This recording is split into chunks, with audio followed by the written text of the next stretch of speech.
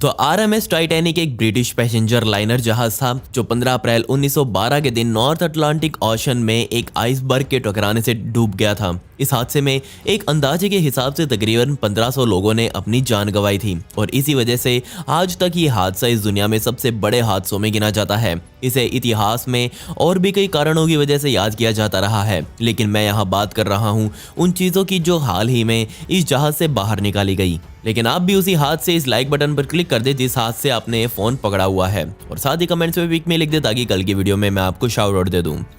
Musical instrument जो आप अभी स्क्रीन पर देख रहे हैं ये एक क्लैरिनेट का टूटा हुआ टुकड़ा है और साथ ही इसके एक वायलिन यहाँ से बरामद हुआ। जी हाँ, ये दोनों ही इंस्ट्रूमेंट टाइटैनिक पर मौजूद बैंड मास्टर वेलेस हार्टले के द्वारा बजाए जाते थे, जिन्हें डूब चुके टाइटैनिक से बाहर निकाला गया। बेशक एक ऐसा म्यूजिकल इंस्ट्रूमेंट मिलना कोई बड़ी बात नहीं है, लेकिन ये खोज हमें टाइटैनिक से जुड़ी हुई एक बहुत ही दिल तोड़ देने वाली कहानी सुनाती है, क्योंकि हमें यही बताया गया था कि जब टाइटैनिक डूब रहा था तब भी बैंड वालों ने अपना म्यूजिक बंद नहीं किया। उनके चारों ओर वो हो हल्ला मचा हुआ था, पूरे जहाज में पानी भर चुका था, लेकिन उन लोगों ने अपने नहीं छोड़े। शुरुआत में माना जाता था कि उन लोगों ने ऐसा इसलिए नहीं किया क्योंकि उनकी नौकरी में वो अपने बैंड को किसी भी हाल में नहीं छोड़ सकते थे। अगर ये बात सच है तो उनके दिल पर उस समय क्या बीत रही होगी जब वो लोगों के मनोरंजन के लिए बैंड तो बजा रहे थे, लेकिन वो उन लोगों का अंतिम बैंड था और ये बात उन्हें पता भी थी। लेकिन बाद में सामने आया कि वो बैंड ग्रुप इस जहाज का कोई एम्प्लॉय नहीं था, जिसका मतलब वो भी और लोगों की तरह इधर उधर भागकर अपनी जान कहीं ना कहीं तो बचा ही सकते थे। तो ऐसा उन्होंने क्यों नहीं किया? तो इसका जवाब था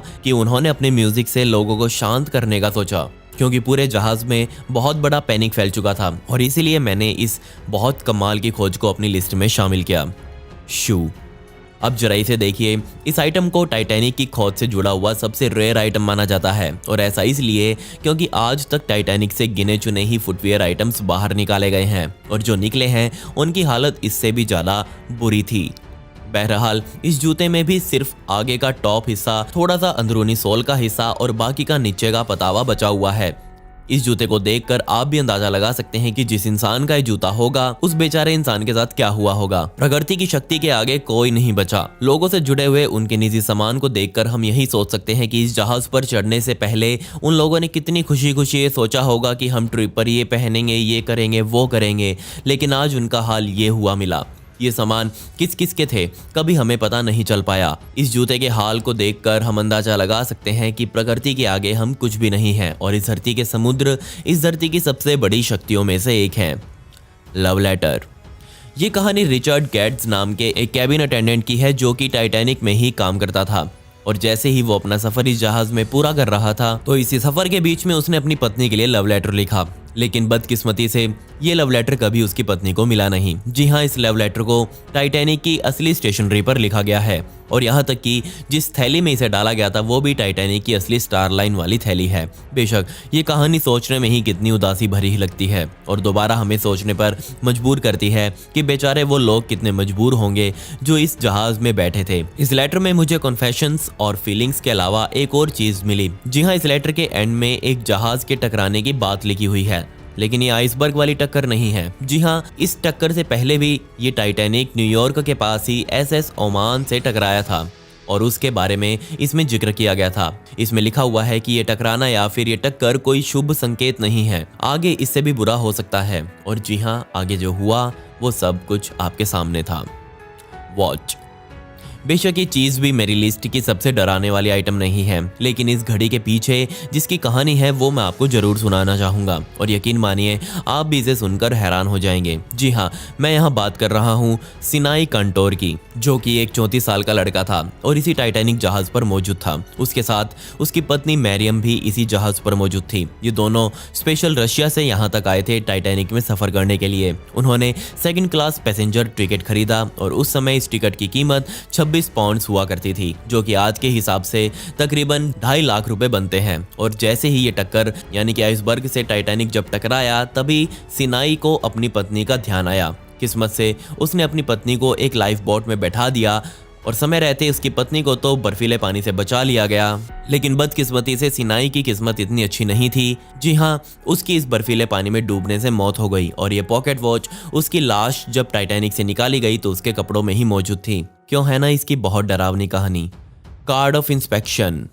जो कार्ड अभी आप अपनी स्क्रीन पर देख रहे हैं वो एक मैरियम नाम की महिला से ताल्लुकात रखता है। मुझे तो समझ नहीं आया कि कोई एक ट्रिप पर जाने से पहले इस इंस्पेक्शन कार्ड को अपने साथ लेकर क्यों चलेगा। इसके बाद मैरियम की कहानी भी दुनिया के सामने आई और ये पता चला कि मैरियम कभी जहाज पर यात्रा करना ही नहीं चाहती थी, लेकिन हालातों के चलते उसका प्लान भी अचानक ही बना और वो बहुत जल्दी में अपनी पैकिंग करके जहाज पर सवार हो गई। इस कार्ड पर साफ साफ लिखा हुआ है कि वो मैजेस्टिक जहाज पर यात्रा करना चाहती थी, लेकिन किन्हीं कारणों के चलते वो वाला प्लान डिले हो गया और मजबूरन उसे टाइटैनिक जहाज में बैठना पड़ा।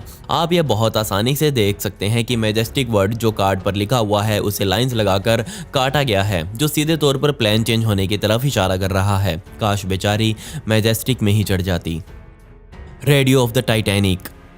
चलिए मैं आपको सबसे पहले तो ये बता दूं कि अभी तक, जी हाँ अभी तक इस जहाज के इस इंस्ट्रूमेंट को जहाज से बाहर नहीं निकाला गया है और आज भी इस बात पर डिबेट चल रही है कि क्या उस जहाज के रेडियो को वहां से बाहर निकाला जाना चाहिए या नहीं। जी हाँ, सन 1912 में इस रेडियो को मार्कोनी वायरलेस टेलीग्राफ मशीन के नाम से जाना जाता था और यही वो रेडियो था जिसने उस समय आसपास मौजूद सभी जहाज को मदद की गुहार लगाई थी और इसी के द्वारा, जी हाँ इसी मशीन के द्वारा तकरीबन 700 लोगों को जहाज से बचा भी लिया गया था, लेकिन जो मरे उनमें से ज्यादातर लोगों की बॉडीज आज भी बरामद नहीं हुई हैं। इसलिए आज तक ये रेडियो भी नहीं निकाला गया क्योंकि वैज्ञानिकों को डर है कि अगर उन्होंने इस रेडियो को निकालने के लिए वहां थोड़ी बहुत भी खुदाई करी तो शायद हो सकता है कि वहां पर मरे हुए लोगों के अवशेष मौजूद हों और इस रेडियो को निकालने के चक्कर में वो अवशेष कहीं ना कहीं खराब ना हो जाएं। वहीं लोग मानते हैं कि आज यहाँ पर इंसान के कोई अवशेष मौजूद नहीं होंगे, इसलिए हमें रेडियो बाहर निकाल लेना चाहिए। लेकिन इस रेडियो को बाहर निकालने के लिए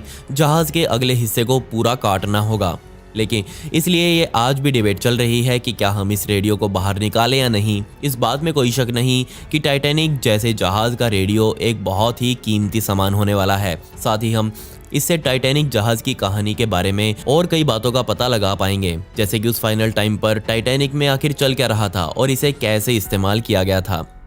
द टेलीग्राफ। अभी मैंने आपको रेडियो के बारे में बताया, लेकिन इस जहाज में टेलीग्राफ मशीन भी लगी हुई थी जिसे सन 1987 में यहाँ से बाहर निकाला गया। जी हाँ, इस टेलीग्राफ मशीन को इंजन रूम तक कमांड भेजने के लिए इस्तेमाल किया जाता था। इसे हम उस जमाने का वॉकी टॉकी भी कह सकते हैं जो उस जहाज पर स्टाफ के द्वारा इस्तेमाल किया जाता था। और यकीन मानिए इसी मशीन के द्वारा सबसे पहली बार शिप क्रू मेंबर्स द्वारा आइसबर्ग को देखे जाने का मैसेज भी भेजा गया था, लेकिन बदकिस्मती से ये सभी कमांड बहुत लेट हो चुकी थी। इस मैसेज को भेजने के सिर्फ 37 सेकंड बाद ही ये जहाज जाकर सीधा आइसबर्ग से टकरा गया और आगे जो हुआ वो हमें पता ही है। ये टेलीग्राफ टाइटैनिक की सामान की ऑक्शन में भी मौजूद था। जी हाँ, तकरीबन 5000 ऐसी आइटम्स थी जिन्हें टाइटैनिक से निकालकर नीलाम किया गया था और इन सब की कीमत तकरीबन $200 मिलियन रखी गई थी। Big piece. ये जो चीज़ आप अभी अपनी स्क्रीन पर देख रहे हैं ये एक 15 टन वजनी टाइटैनिक जहाज का सेक्शन था जिसे बहुत मेहनत करके समुद्र से बाहर निकाला गया था। हमें पता है कि सन 1985 तक टाइटैनिक का मलबा भी हमें नहीं मिला था, लेकिन रॉबर्ट बेलार्ड नाम का ये आदमी जो कि इसी क्षेत्र में अपनी अंडर वाटर रिसर्च कर रहा था और ये टुकड़ा उन्हें जहाज से बहुत दूर पड़ा हुआ मिला। इसका आकार 26 गुना 12 फीट का था। अब आप सोच रहे होंगे कि ये है क्या, तो मैं आपको बता दूं कि ये टाइटैनिक जहाज की सबसे मेन सपोर्ट लेयर थी जिससे कई सपोर्टिंग बीम्स भी जुड़े हुए थे और जरूर ये टक्कर लगते ही टूटकर गिर गया होगा। ये चीज़ भी हमें दिखाती है कि वो जहाज़ उस समय कितनी ज़्यादा स्पीड में था और कितनी भयानक टक्कर उस समय आइसबर्ग से हुई होगी कि 15 टन वजनी लोहे का टुकड़ा भी इसे नहीं झेल पाया। जैक। दोस्तों, अभी तक मैंने आपको वो सारी चीज़ें दिखाई जो कभी ना कभी टाइटैनिक जहाज़ से रिकवर की गई और अब मैं आपको बताता हूँ जैक की कहानी। जी हाँ, हमें पता है कि जैक और रोज इस टाइटैनिक पर वो कपल थे जो सबसे मशहूर थे और आज भी पूरी दुनिया रोज को सिर्फ इसलिए बुरा मानती है कि वो जैक को कहीं ना कहीं डूबने से बचा सकती थी, लेकिन उसने नहीं बचाया क्योंकि जिस पतरे पर वो बैठी हुई थी उस पतरे पर आराम से 2 लोग बैठ सकते थे, लेकिन उसने जैक को वहां ऊपर आने के लिए फोर्स नहीं किया और उसे अपनी जगह नहीं दी। खैर, जैक को हाइपोथर्मिया हुआ और वो इस हादसे में मारा गया, लेकिन क्या आपको पता है कि जैक की बॉडी को तुरंत वहां से बाहर भी निकाल लिया गया था और उसे उसी समय लॉन सिमेट्री हैलिफॉक्स नोवा स्कोशिया में दफना दिया गया था। जी हाँ, अभी जो आप ये कब्र अपनी स्क्रीन पर देख रहे हैं वो उसी असली जैक की है जो उस समय टाइटैनिक पर रोज के साथ सवार था। खैर, पिछली वीडियो का शाउट आउट वर्षा राम को and comment pick me to get a shout out in next video. आपको ये वीडियो कैसे लगी कमेंट्स में वो भी बता दें। मिलते हैं अगली वीडियो में। ये वीडियो देखने के लिए धन्यवाद।